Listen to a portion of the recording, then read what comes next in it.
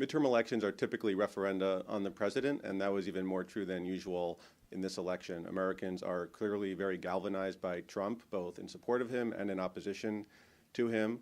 Most importantly, the election showed that a majority of Americans are concerned about Trump's policies and want Congress to serve as a counter to Trump. Most Americans who voted last night or yesterday voted for Democratic congressional candidates, and the Republicans had some major structural advantages in the election yesterday. The particular Senate seats that were up for re-election were mostly in conservative states. And in the House, the current House districts are designed in ways that give advantages to Republicans. So the last time the House districts were drawn, Republicans controlled most state governments, and they were able to draw the districts in ways that favor Democrats. So Democrats have to win by at least 5% or so in the national popular vote in order to win the House overall, and they did that last night. They won by about 7% nationally in the House races. And so the results show that most Americans want Congress to be a check on Trump.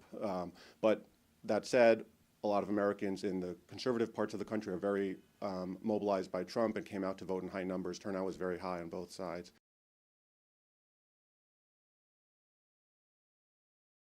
The country's been becoming more polarized for a few decades now. That's a long-term trend, but what really stands out in this election is increased geographic polarization.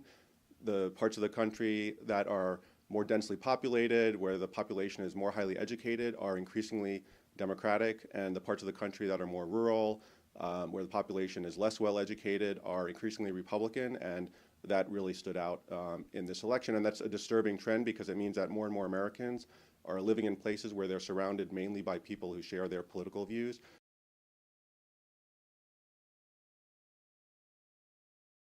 I don't think I was surprised by the results, but just was struck by the geographic polarization, election of many more women to Congress. I think that's another major takeaway from this election. We're going to have more women in Congress than we've ever had before.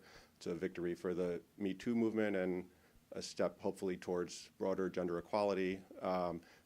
But above all, I think we're left with a clear indication once more that the country is very divided, and it's going to remain so for the foreseeable future.